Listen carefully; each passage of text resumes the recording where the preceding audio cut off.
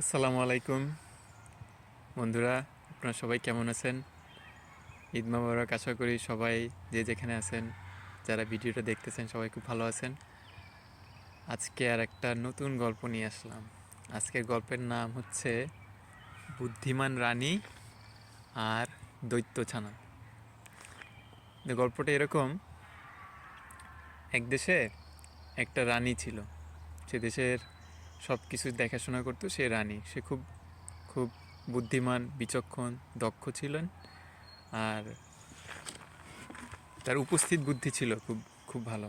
উপস্থিত বুদ্ধি খুব ভালো ছিল এবং বিচক্ষণ ছিলেন। তো একদিন কি হলো, ওনার রাজপ্রাসাদের বাইরে উনি ভাবলেন কি যে একটু একটু বাইরে থেকে একটু হেঁটে আসি। তো উনি হাঁটতে গেলেন। উনি যখন হাঁটতে গেলেন, তখন সেই ফাঁকে কি হলো, ওনার রাজপ্রাসাদের ভেতরে ছোট একটা দৈত্য ছানা, ছোট্ট, বেশি বড় না, ছোট, হয়তো এরকম 2-3 আঙ্গুল সমান হবে। সে আসলো, এসে সে কি করলো, সে ঘুরতে ঘুরতে রানীর যে সিংহাসন ছিল সেই সিংহাসনে গিয়ে সে বসে পড়লো। তো প্রথমে ছোট যেহেতু দৈত্যছানা, তো কেউ খেয়াল করেনি যে একটা অন্য কোনো একটা কিছু এসে ওই সিংহাসনের উপর এসে বসছে রানীর। তো প্রথমে কেউ খেয়াল করে, পরে একজন হঠাৎ করে রক্ষী খেয়াল করে, আরে এটা কী রে, ছোট একটা কী এসে রানীর সিংহাসনের উপর এসে বসে আছে। তো এখন কি করা যায়? তখন তারা চিন্তা করলো যে ওইটাকে উঠাই দিবে। তো যেহেতু তারা সবাই বড় বড়, ওটা ছোট্ট একটু এতটুকু একটা একটা একটা মানে কি বলবো, একটা একটা বিদঘুটে একটা দৈত্যর মতো দেখতে, ছোট্ট, একটু বেশি বড় না। সে রানীর সিংহাসনের উপরে বসে আছে। তো তারাকে গিয়ে বললো, কে এখান থেকে ওঠ। তাকে এমনি করে টান দিয়ে উঠাইতে গেল, তা পারলো না। পরে আরও সবাই এসে ঠেলাঠেলি করতেছে, ধাক্কাধাক্কি করতেছে, তাও তাকে কোনোভাবেই সেখান থেকে টলাতে পারতেছে না। তো এখন ওরা অনেকক্ষণ ধরে চেষ্টা করতেছে, কেউ এসে, ওরা মনে করছে ছোট জিনিস, কি কত সময় বা আর এর কতটুকুই বা শক্তি থাকবে। হাত ধরে টানতেছে, কেউ পা ধরে টানতেছে, কেউ মাথার চুল ধরে টানতেছে। কিন্তু যেটা হচ্ছে, একটা একটা মজার ব্যাপার যে যতই তারা সবাই ওকে জোরাজুরি করতেছে, ততই সে দৈত্য ছানাটা সেটা আরও বড় হয়ে যাচ্ছে। প্রথমে 2 আঙ্গুলের সমান ছিল, সেখান থেকে 4 আঙ্গুলের সমান হয়েছে, তারপর 5 আঙ্গুল সমান হয়েছে। দেখতে দেখতে এটা একটা 6-7 বছরের বাচ্চার সমান বড় হয়ে গেছে। তো সবাই তো অবাক হয়ে গেছে, কিন্তু কি করা যায় তখন? যারা ছিল সিপাহি, তারপরে যারা পাহারাদার ছিল, তারা কি করলো, তারা লাঠি নিয়ে দৈত্যটাকে পেটাতে লাগলো। বলে, এই তুই এখান থেকে ওঠ, আমাদের রানী এখনই চলে আসবে, আর তুই এখানে এসে কেন বসছিস?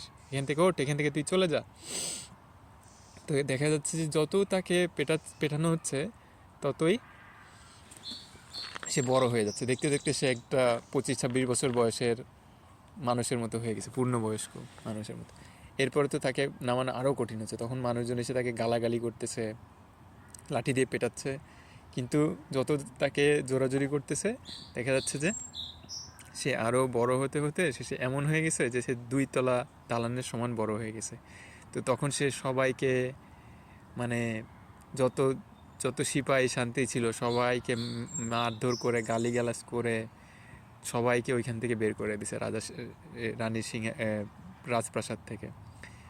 পরে সে তো যত বড় হয়েছে, তত তাকে আরও বিদঘুটে দেখাচ্ছে, তত তার গা থেকে পুজ, গন্ধ এগুলো বের হচ্ছে, তত সে আরও বেশি উগ্র, তত বেশি আরও বেশি খারাপ হচ্ছে। এইসব দেখে তখন যারা প্রাসাদে, যারা সৈন্য সামন্ত ছিল, যারা মন্ত্রী ছিল, তারা সবাই পালায় গেছে যে এটা তো পারতেছি না, কীভাবে পারবো। এখন রানী, সে ফিরে আসতে যখন হাঁটা শেষ করে, তো রানী চিন্তা করলেন কি, যে আচ্ছা কী ব্যাপার, আমার এই সৈন্য সামন্ত এরা এরা এইভাবে পালায় আসতেছে কেন, কি ব্যাপার কি? তখন একজনকে জিজ্ঞেস করলো যে এরকম এক দৈত্য এসে আক্রমণ করছে প্রাসাদে, তো সেই আক্রমণের কারণে সবাই পালায় যাচ্ছে। তো রানী বললো, কি তাই নাকি? তাই রানী একটু দূর থেকে একটু খেয়াল করলো কি ব্যাপার। তো শুনলো যে প্রথমে নাকি ছোট ছিল, যত ওকে পিটানো হচ্ছে তত নাকি সে বড় হচ্ছে। তখন রানী চিন্তা করলো কি, যেহেতু এইভাবে করে ওর উপর জোর জবরদস্তি করে, একে মারধর করে যখন আরও বেশি বড় হয়ে যাচ্ছে, তাহলে আমার এই পথে যাওয়া যাবে না। ওই পথে গেলে এই দৈত্যের সাথে পারা যাবে না। তাহলে একে যত বেশি শক্তি বল প্রয়োগ করা হবে, সে আরও বেশি আরও বেশি শক্তিশালী হয়ে যাবে। তার সাথে যত বেশি যুদ্ধ করতে যাওয়া হবে, তত বেশি সে আরও বড় হয়ে যাবে, তখন শেষে এমন অবস্থা হবে যে আর কোনো উপায় থাকবে না। তখন রানী কী করলো, রানী তো বুদ্ধিমতী, রানী অন্যদের চেয়ে ভিন্নভাবে সে জিনিসটাকে কীভাবে দেখা যায় সেটাই করলো। তো সে প্রথমে গিয়ে দৈত্যকে কোনো কিছু খারাপ কিছু বললো না। অন্য সবাই তো গালিগালাজ করতেছিল, এই তুই কেন আসছিস, তুই এখানে থাকবি না, তুই এখান থেকে চলে যা, তুই এখানে কেন আসছিস, হ্যাঁ সবাই লাঠি দিয়ে পেটাচ্ছিল। রানী গিয়ে বললেন কি যে দৈত্য ভাই তুমি আসছো, তুমি তো আমাদের সবার বন্ধু, তুমি কেন এতদিন পরে দেরি করে আসলা, আর তুমি থাকো, তোমার যত তোমার দিন ইচ্ছা হয়, যত সময় তোমার ইচ্ছা হয় মন চায় তুমি থাকো, তুমি ঘোরো ফেরো, তুমি এই সিংহাসনে বসতে চাও বসো, কোনো সমস্যা নেই, এটা মনে করো যে আমারও ঘর তোমারও ঘর, কোনো সমস্যা নেই, তুমি থাকো। তো রানী খেয়াল করলো যে সে যখন একটা তার সাথে সুন্দর করে কথা বললো দৈত্যটার সাথে, দৈত্যটা একটু নরম হয়ে গেল, আর একটু যেন মনে হলো যে একটু যেন ছোটও হয়ে গেল। তখন রানী আরও তারে ভালো করে কথা বলতে লাগলো যে না তুমি থাকো, তোমার যত সময় ইচ্ছা হয় তুমি থাকো, তোমায় কোনো কিছু চিন্তা করো না, তোমার কোনো ভয় নেই, তোমার কেউ কিছু করবে না, তুমি তো আমাদের বন্ধু, তুমি এতদিন কোথায় ছিলা, তুমি কেন আসোনি এতদিন আমাদের কাছে, তুমি কি আমাদের কথা কি তুমি ভুলে গেছিলা দৈত্য ভাই। দেখতেছে রানী, দেখতেছে যে যত বেশি ভালো করে কথা বলতেছে তত বেশি দৈত্যটা আরও তত বেশি সে আরও ছোট হয়ে যাচ্ছে, আরও একটু শান্ত হয়ে যাচ্ছে, আর একটু ইয়ে হয়েছে। তো রানী দেখে দেখি অন্য সবাই তখন এসে দৈত্যকে এসে ভালো ভালো কথা বলতেছে যে তুমি আসছো, আমরা খুব খুশি হয়েছি, তুমি থাকো, তোমার কোথাও যেতে হবে না। কেউ একজন কি করলো যে ও তোমার মনে হয় খুব খিদা লাগছে, তাকে বড় এক থাল ভর্তি খাবার নিয়ে আসলো, দৈত্যটা খাইলো। তারপরে কেউ এসে দৈত্যকে আবার একটু পায়া মালিশ করে দিচ্ছে, কেউ একটু মাথা ম্যাসেজ করে দিচ্ছে, এইভাবে সবাই যত্ন করছে। এবং সবাই খেয়াল করলো কি যে যত বেশি দৈত্যটাকে সবাই মেনে নিচ্ছে, যত বেশি সবাই তাকে ভালোভাবে ব্যবহার করতেছে তার সাথে, তত সেই দৈত্যটা তত বেশি শান্ত হয়ে যাচ্ছে।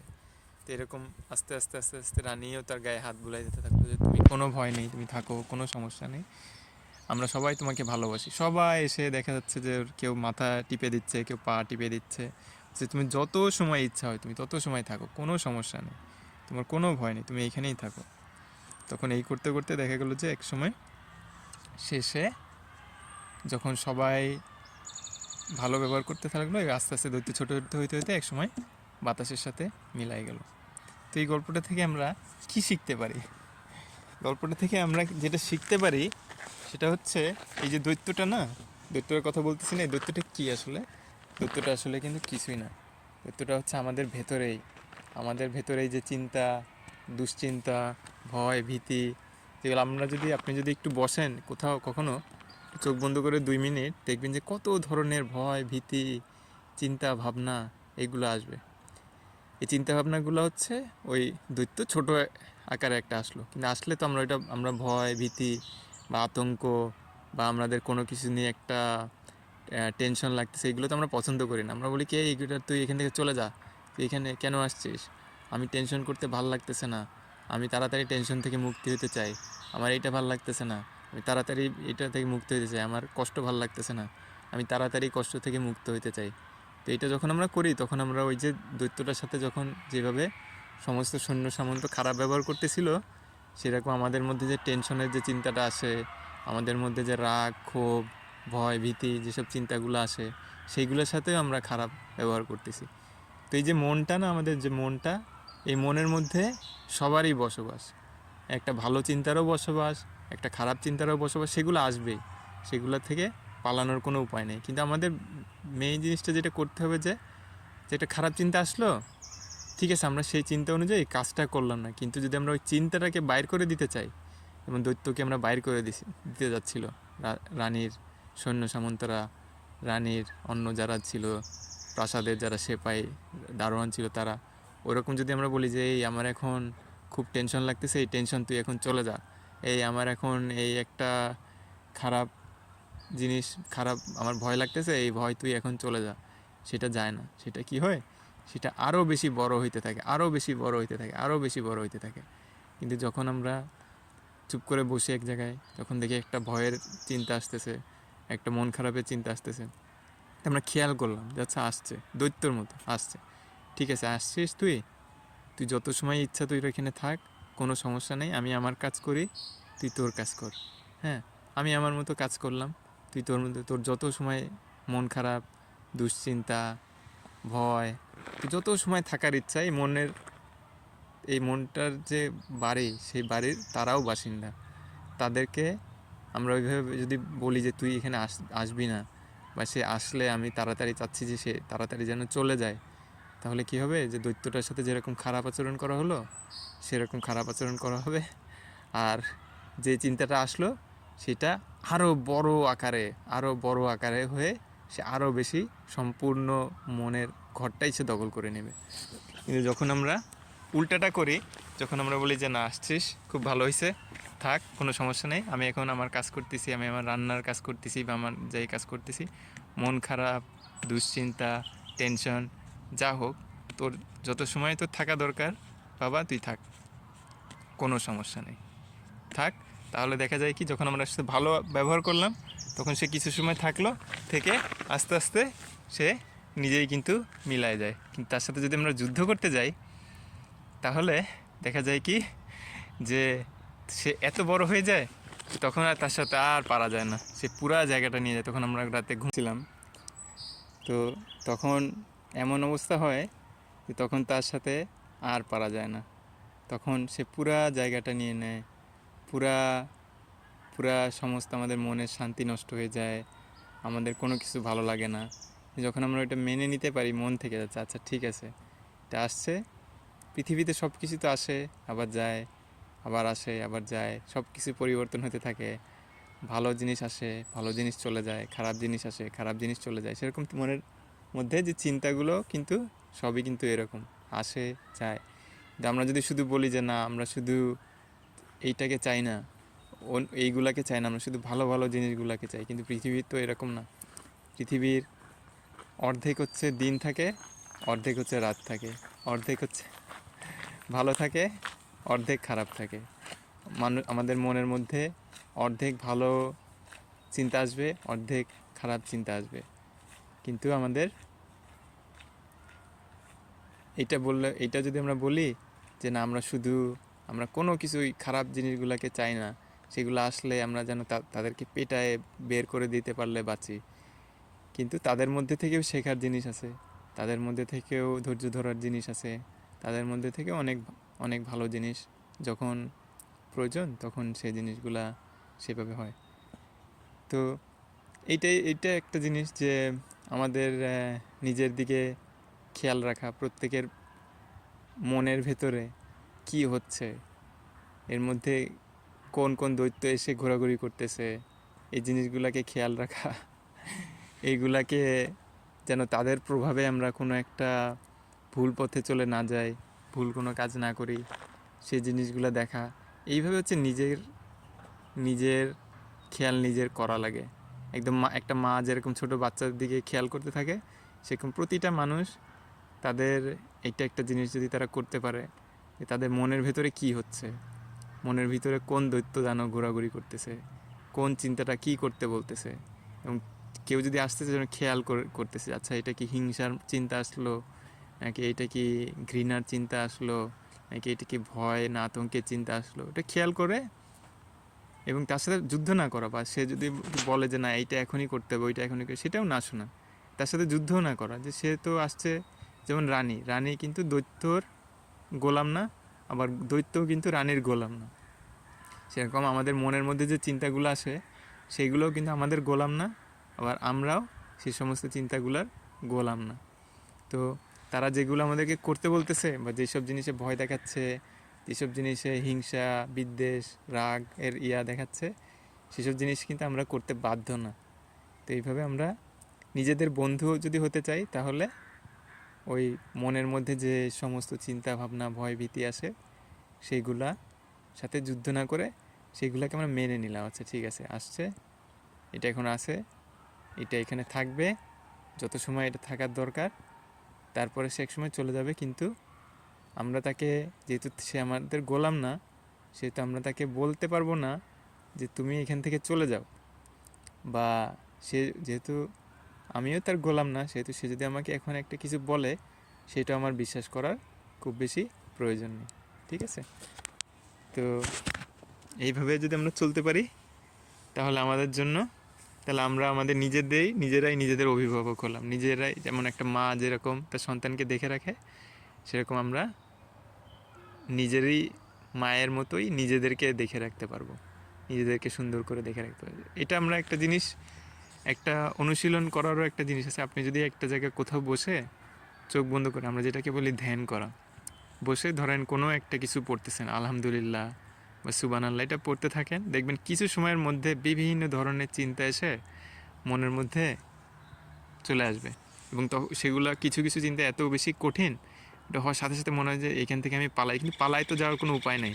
কারণ সেই সেই দৈত্য তো সে তার ঘর, আমাদের যে মনের যে ঘরের মধ্যে সে দৈত্যরও জায়গা আছে, আপনারও জায়গা আছে, পালায় যাওয়ার তো উপায় নেই। সে যখন আসলো, তো আমি সুবহানাল্লাহ পড়তেছি বা আলহামদুলিল্লাহ পড়তেছি, দেখলাম যে একটা ভয়ের একটা চিন্তা আসলো বা একটা খুব টেনশনের একটা চিন্তা আসলো।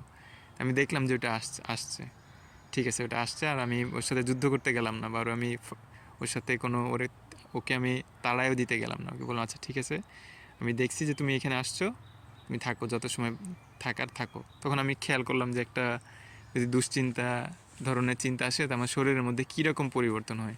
তো দেখা গেল যে কোনো হয়তো আমাদের আম, হৃৎপিণ্ডের গতি বেড়ে গেল, বা রক্তের প্রেশার বেড়ে গেল, বা মনটা একটু কেমন অস্থির হওয়া শুরু করলো, এটা আমরা খেয়াল করতে পারি।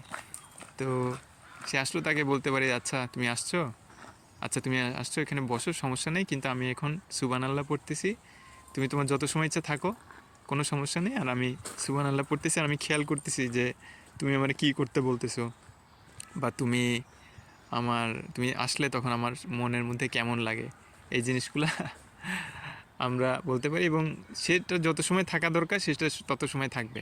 এরপর যখন তার চলে যাওয়ার, তখনই সে চলে যাবে, তার আগেও যাবে না, তার পরেও যাবে না, জোর করলেও যাবে না, জোর না করলেও যাবে না।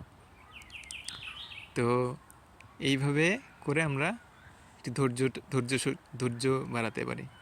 আর এরপরে দেখা গেল যে যখন আমরা নিজেদের মনের সাথে ধৈর্যটা আমরা বাড়লো, আমরা প্রথমে দেখছি যে 1 মিনিট আমি ওই সেই দৈত্য যে আসছে, তাও আমি তার সাথে থাকতে পারতেছি, আমি ওই পুরোটা সময় আমি তসবিহ পড়তে পারতেছি।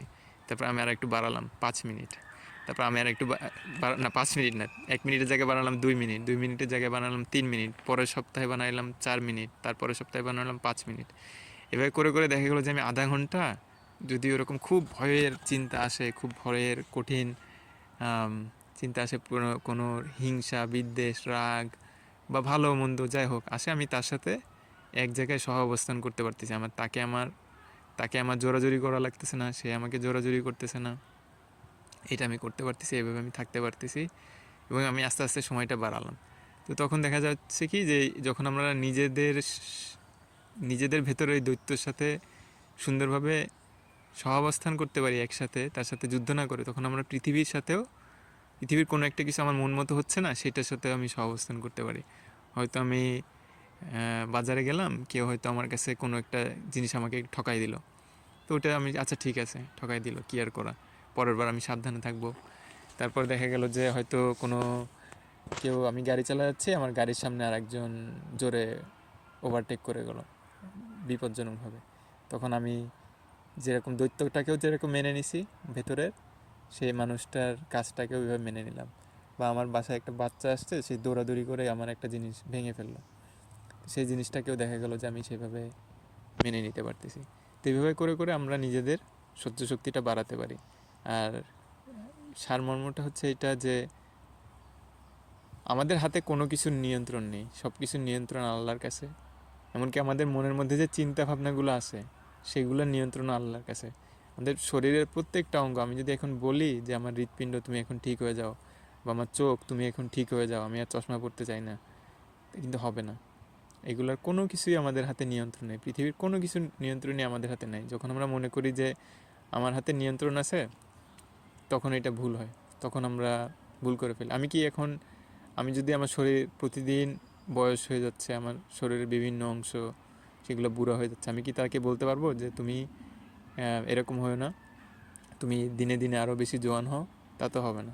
তাহলে আমি কিভাবে, আমার একটা ছোট বাচ্চা আছে, তাকে আমি কিভাবে বলবো যে তুমি আমার কথা মতো চলো, এইটা বলতেছি এইটা শুনবা, ওইটা বলতেছি ওইটা শুনবা? এখানে আমার নিজের নিজের শরীর, নিজের নিজের পাকস্থলী, নিজের হার্ট, নিজের লিভার, এইগুলোই যখন আমার কথা শোনে না, তখন আমি কিভাবে আর একজনকে বলতে পারি যে তুমি আমার কথা অনুযায়ী চলো, তুমি আমার কথা শোনো? আর যদি অন্য কাউকে না বলতে পারি, তাহলে আমি কিভাবে পৃথিবীরকে এটা বলতে পারি যে আমার সুবিধা মতো যেন এটা হয়, এইটাতে আমার এখন কষ্ট হচ্ছে, এটা যেন না হয়, বা এইটাতে ভালো আমার আমার বেশি আরাম হচ্ছে, ওইটা যেন হয়। এইটাও তো আমরা বলতে পারবো না, তাই না? কোনো কিছুই আমাদের হাতে নেই। আমরা সব কিছু আল্লাহর হাতে। এইটা মেনে নিয়ে যেন আমরা কোনো কারোর সাথে নিজের ভেতরে, নিজের বাইরে, মনের ভেতরে, শরীরের ভেতরে, শরীরের বাইরে কারোর সাথে যেন কোনো কিছুর উপর যেন জোরাজুরি না করি, জোর জবরদস্তি না করি, রাগারাগি না করি। সে যেরকম আছে সেটাকে যেন আমরা বলতে না যাই যে এটা তুমি অন্যভাবে হও। যখনই আমরা যে কোনো একটা জিনিস যেভাবে হচ্ছে, যখন যদি আমরা ওটা বলি যে এটা এইভাবে না হয়, যদি ওইটা ওইভাবে হতো, তাহলে সাথে সাথে কি হচ্ছে যে আমরা যুদ্ধ করতেছি, আমরা বলতেছি যে এটা আমরা পছন্দ করতেছি না।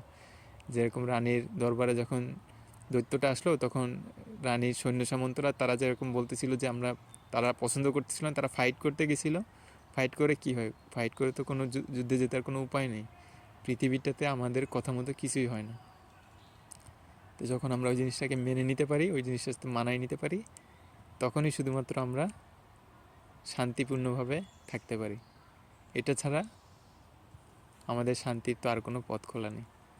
তো আমরা যেন সবাই, আপনারা যেখানে আছেন, যেন যুদ্ধ না করেন, যেন কোনো কিছু যেভাবে হচ্ছে সেটাকে যেন জোর করে অন্যভাবে, যেভাবে আপনার পছন্দ মতো হইলে ভালো হইতো সেভাবে করতে না যান। কারণ আমরা কোনো কিছু জানি না কি যে আমাদের জন্য কোনটা ভালো আছে কি কোনটা খারাপ আছে। খারাপের মধ্যে আল্লাহ ভালো রাখেন, ভালোর মধ্যে আল্লাহ খারাপ রাখেন। ইউসুফ আলাহিসাল্লামকে জেলের মধ্যে রাখছিলেন, তারপরে সেখান থেকে তাকে রাজা বানাইছিলেন। ওইখানে জেলের মধ্যে না থাকলে ওনার মধ্যে বিচক্ষণতা, বিজ্ঞতা, ওনার মধ্যে বুদ্ধি, ওনার মধ্যে স্থিরতা, ধৈর্য, সহনশীলতা, খুব কঠোর পরিশ্রম, এখন যে সময়টা ভালো যাচ্ছে এই সময়টা যে সবসময় এরকম থাকবে এইটা ধরে না নেওয়া, ভালো সময় উনি কত পরিশ্রম করছিলেন। তো যখন আমরা এইভাবে দেখতে পারবো, তখন আমাদের জন্য জীবনটা সহজ হবে। দৈত্য সবসময় আসবে, দৈত্য সবসময় যাবে, ভালো সময় আসবে, ভালো সময় যাবে, খারাপ সময় আসবে, খারাপ সময় যাবে, কিন্তু যেন আমরা কোনো কিছুর সাথে যুদ্ধ না করতে যাই। আল্লাহ আপনাদের সবাই ভালো করুন। ফি আমানিল্লাহ।